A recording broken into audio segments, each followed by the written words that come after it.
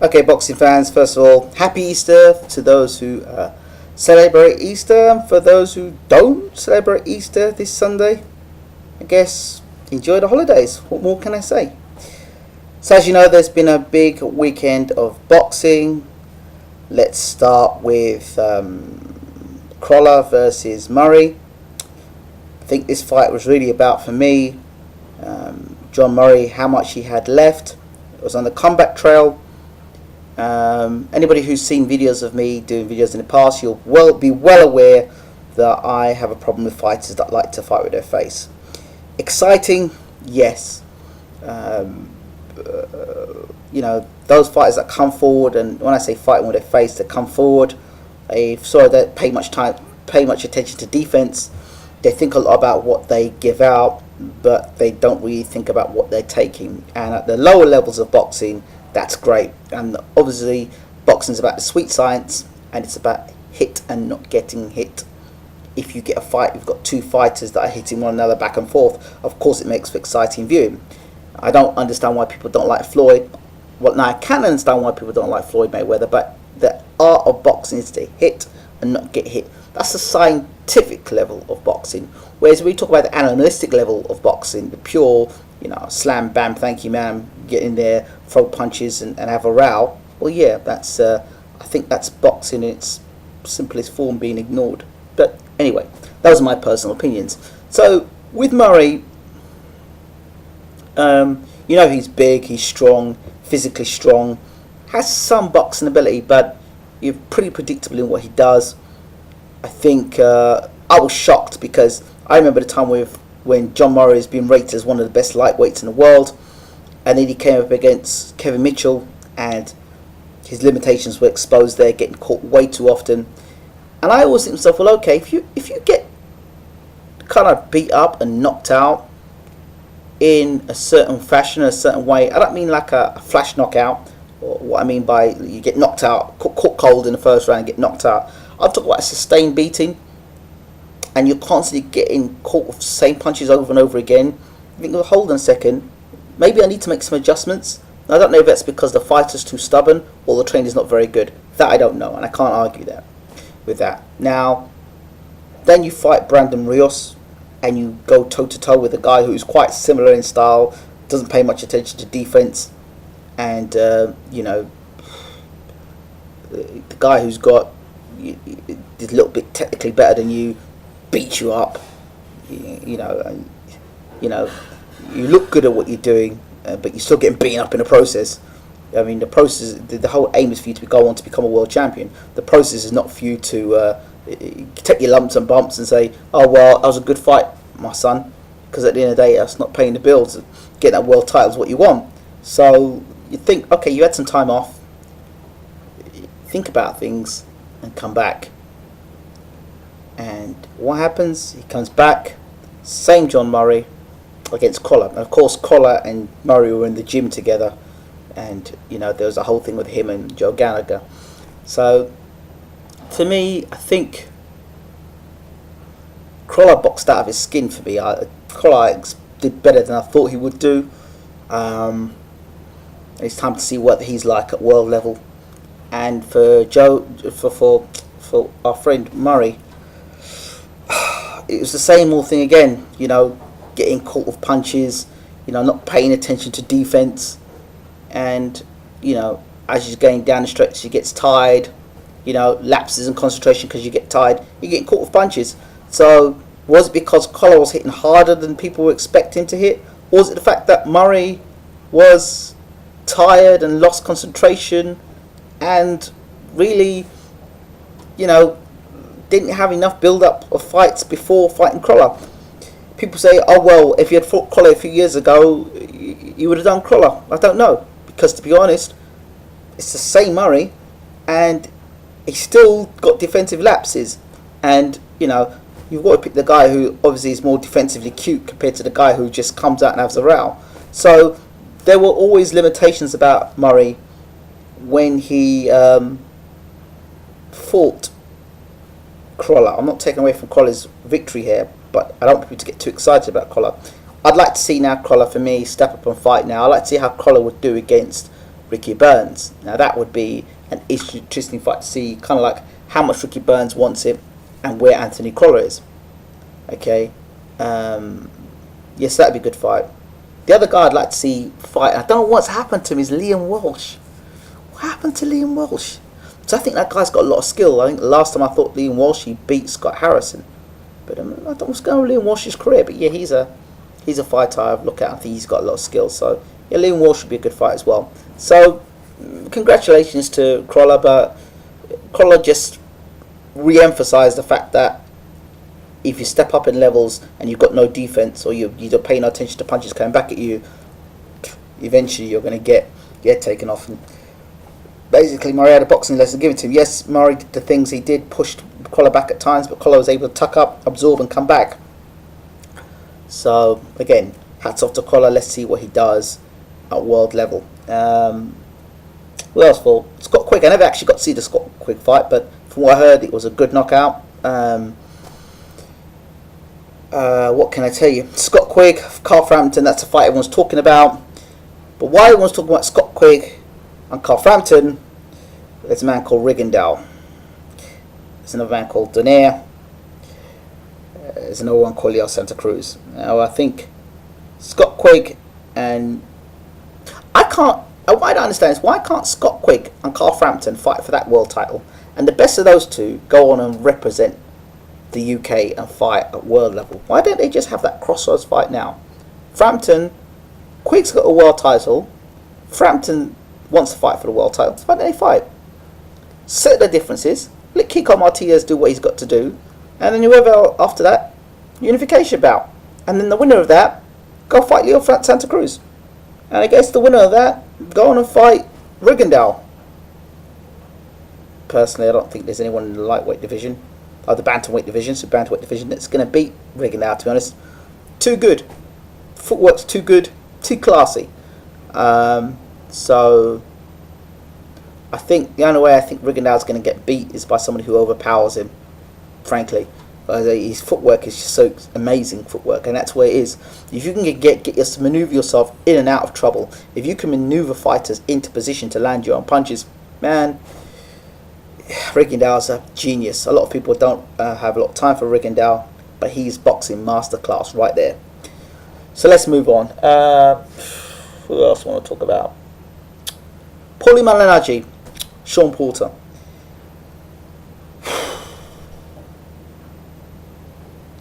It's time for Paulie to hang up the gloves. He got dominated by Sean Porter, and you know, in all of Malignaggi's defeats, the times he's been beaten has been guys that have overpowered him. I mean, you look at when Hatton fought him, when Khan fought him. You know, Broner tried it, didn't work, and it just makes you think Porter was physically so strong. He's like a beast in there. Now, congratulations, Sean Porter, in defending his world title. Now, the question you've got to ask is, how much does Malignaggi have left? I mean, he's been in a lot of fights, and he's got a good job now with Showtime. And you know, if Malignaggi was going to win the fight, it would have been behind the jab. And we all know Malignaggi doesn't punch very hard. So what we really need to see is Porter against somebody who is going to punch him back. Now, I know a lot of you who know that I am a fan of Keith Thurman. Listen, I'm a realist. Keith Thurman and Porter is going to be one hell of a fight. One hell of a fight. Because if Porter and Thurman hit the middle of the ring together, that's bombs away. And I just think, to be honest, the man with a better D is going to win the fight. Better defense wins the fight. Because between the two of them, somebody's chin's getting checked. Somebody's chin's getting checked in that fight. So, yeah, Porter, he's a beast. I wouldn't go and say he's an all-time great. I wouldn't go and say he's the best welterweight in the world. I wouldn't go as far as that, because remember, there was nothing coming back, and Malignaggi's no puncher. And there are some fighters you just can't walk in straight lines throwing in bombs at. There are some fighters that will give you lateral movement and start throwing punches back at you and counter punching you and hitting you back hard. That's a different situation altogether. So congratulations to Porter with that fight. Which brings me to my next point. Kell Brook. Now you all know how I feel about Kell Brook, so we're not going to go there. I'm just saying to you all now, honestly, just honestly, you've seen Kell Brook fight. You've now seen Porter fight. Now if that was Kell Brook in the ring that night and it was Porter bringing that fire, how do you think Kell Brook would have responded? And let's just think that, you know, Kell Brook struggled against Carson Jones. Although he won against Carson Jones in his rematch, how does Kell Brook do against Porter? Now, if Kell Brook can beat Porter, and stop Porter, I think he makes a statement.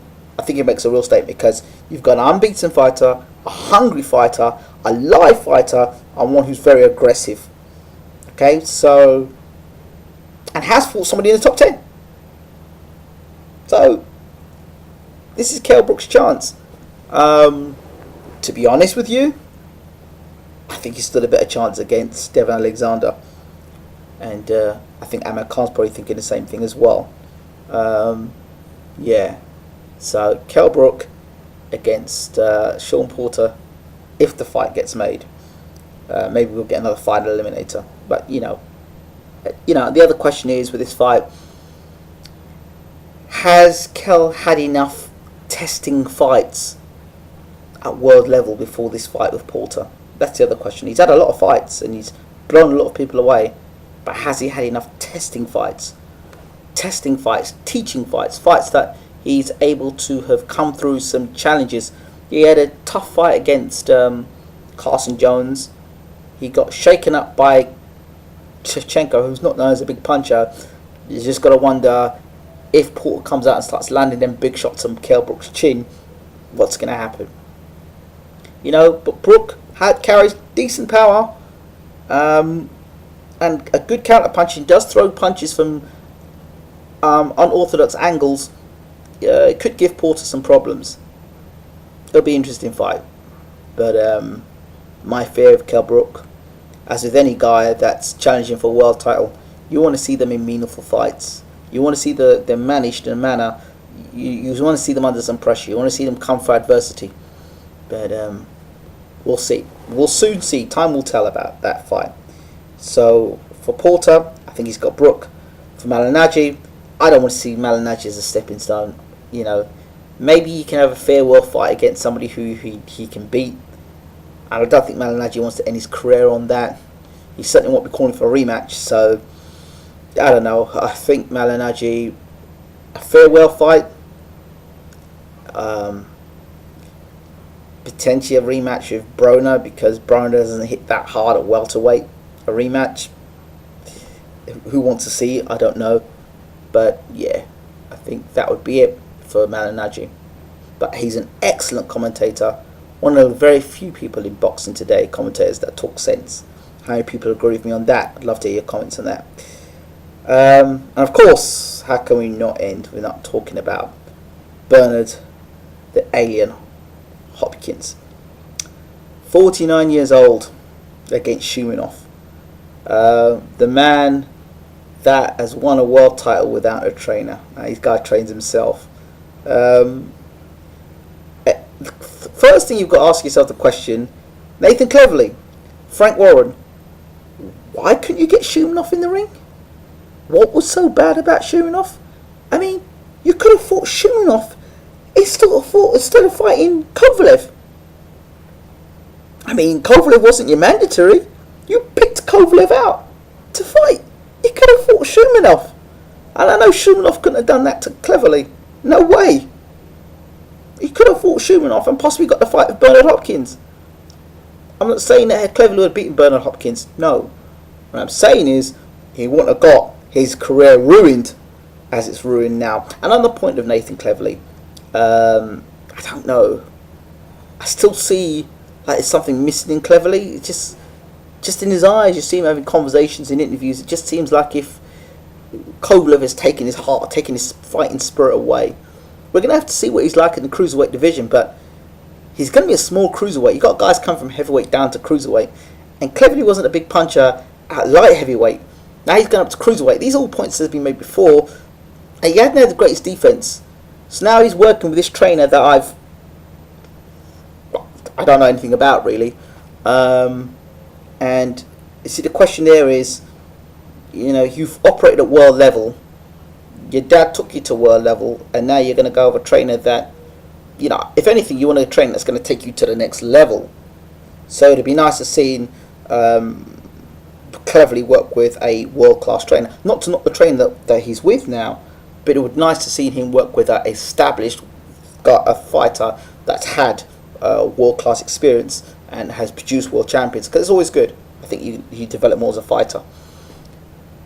So him and Bellew too, yeah, I'm sure it'd be a good fight, but realistically, in the cruiserweight division at the moment, I'm not sure whether Bellew or Cleverly at the moment are ready for any world title fights, and maybe a year from now the pair of them might be, I don't know, who knows, might be in the line to fight for a world title with one of these final eliminators. I don't know. I won't be surprised if Cleverly Bellew becomes a final eliminator for the some version of the world title. I don't know, to fight Marcus Hook.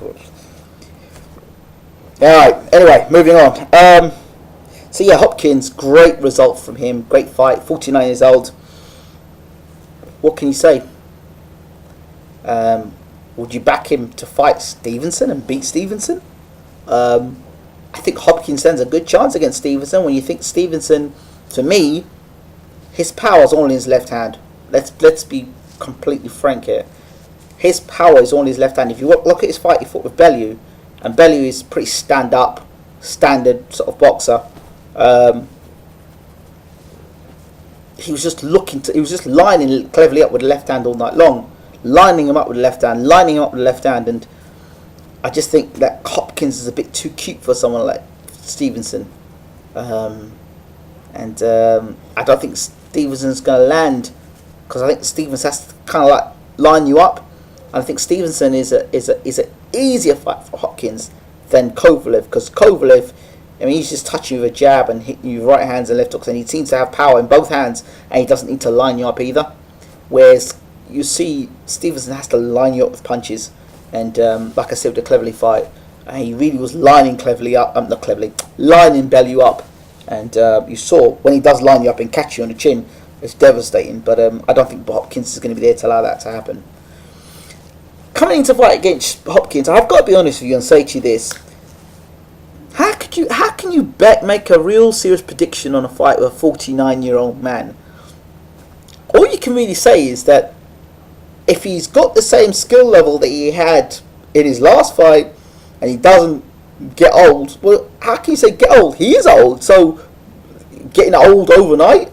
He's 49 years old. So really you just say, well, he's a more experienced fighter, he's a better skilled fighter, so then he should beat Shumenov, because Shumenov is not as skilled as Hopkins. That's really what you can say, unless somebody's got some other way of looking at the fight. That's why I couldn't even bother trying to do a prediction for the fight, because like, you make a prediction about a 49-year-old, so that's why I didn't do it. So really, Hopkins, 49 years old, unified world champion. He's up there with the greats. He really is. And I know Mayweather's talking about the greatest of all time. I've got to ask you the question: at 49 years old, will Mayweather still be around fighting? There you go. And you look at his resume and Mayweather's resume. Yeah, undisputed middleweight champion. Got up to light heavyweight. Beat the top guys that were there, the number one fighters in their division. Don't know. And Hopkins, I think, could fight in any era, to be honest.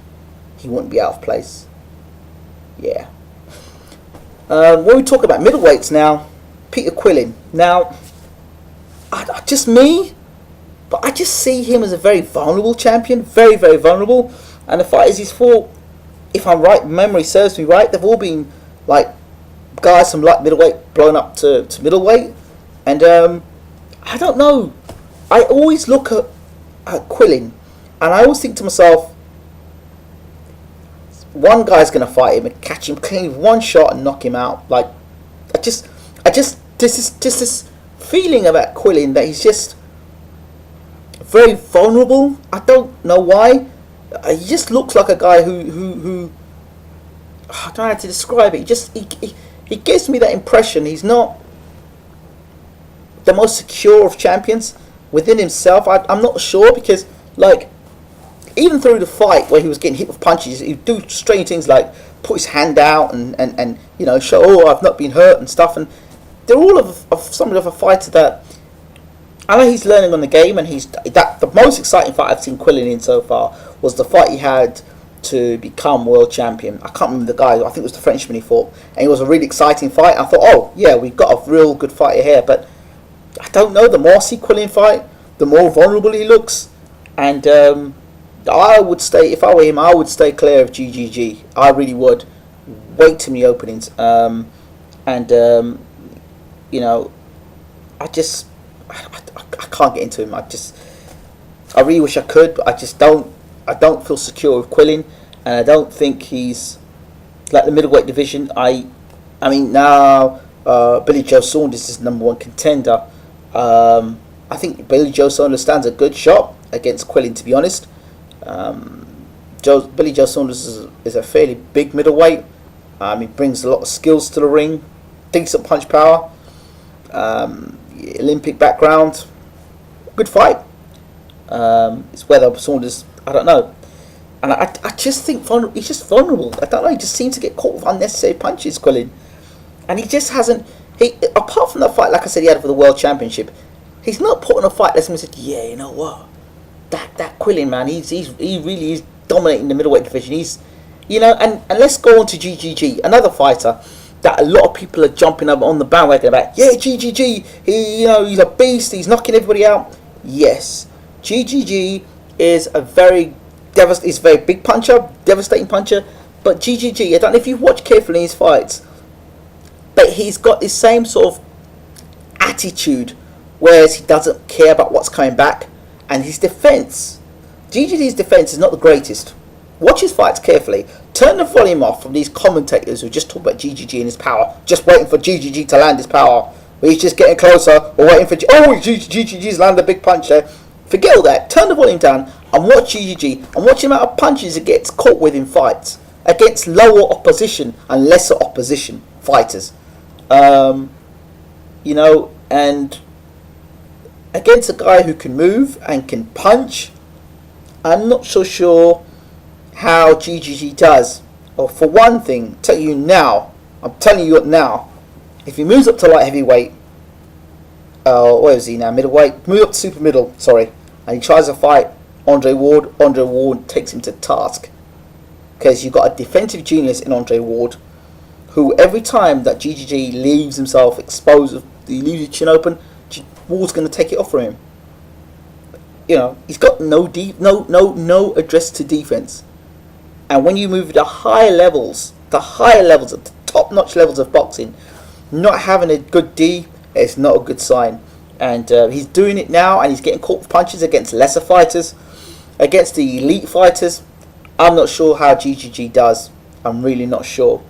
In a middleweight division, that isn't great. Let's be fair. The one fight I'd like to see GGG against, of course, is Julio Cesar Chavez.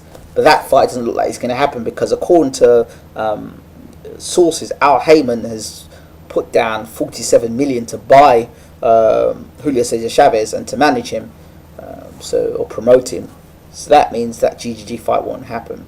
So I don't think it's going to happen. So yeah.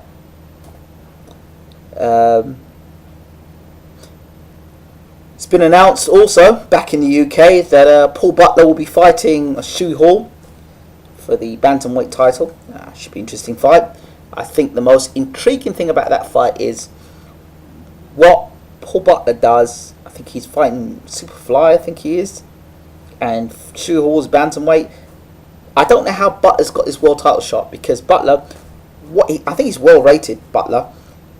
in his division. But how he's got a world title in another division which he's not ranked in, I don't quite get how he's done that, unless he's had a fight recently that's got him in the ranking to fight Stu Hall. So it's going to be interesting to see how Butler does in a higher weight division. How effective, whether he'll be better at the higher weight division, on who knows. But it would be nice to see Butler fight and win a world title in his own weight class before moving up to fight at world level. But yeah, seems a good fight. So yeah. In closing, I watched a video of Carl Froch. Yes, Froch and Groves too. I watched, just watching back the fight again, and watching back all that was said, and I believe I predicted that Froch would stop Groves late on. And I was watching him, I think it was at the darts, and there was a big carry on about him. They did a build up with him walking to the. Then he started talking about how he's going to knock George Groves out, and he said George is in serious trouble. I will say one thing about George Groves though. He has been down before. He's been put down before, and he was hurt in the fight against Froch. But I just listen to Froch now, and it's like, I don't know. I always keep seeing Froch and this Groves 2 fight drawing the same parallels of Roy Jones fighting Tarver, and the first fight where Roy got by Tarver, and the second fight Tarver starched Roy, stopped him in 2 rounds, knocked him out. I see that scenario, but I'd love to know what you guys are thinking. And if you're wondering why I did this version, try to do it like this instead of doing a whole 2 or 3 videos, I thought, I couldn't be bothered, so I just did an Easter special. So that's where I'm at. Yeah, finally, I thought I'd say this as well. My son wants to box, which is good. My son's name is Junior, and my last name is Jones. So yeah, he was named after actually Junior Jones, the man to beat Barrera. Junior Jones, using poison Jones. So yeah, that's why I named my son after him. And yeah, so he wants to box. So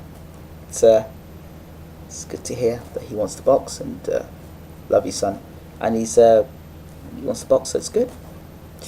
It's great for self-defense, discipline, and yeah, boxing certainly taught me a hell of a lot.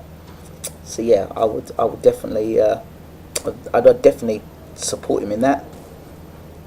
Doesn't have to turn pro, but it's good experience, and good discipline, good grounding for the future. So I think that's about it. Thank you for the videos.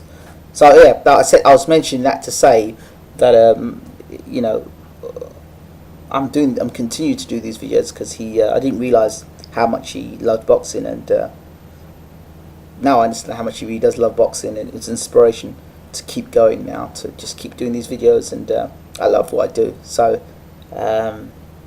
yeah, I just got to make the time between this and getting the station up and going, and yeah. So once again, thank you all for your support. Going to try and interview some new people for BaylorIC TV, get some new names in there, some new guests, work it and see how it goes. So I guess that's it. Thank you all for listening, if you've been listening for this long. This is Ingram Jones from BaylorIC TV. Hope you're having a happy Easter Sunday. I'm out.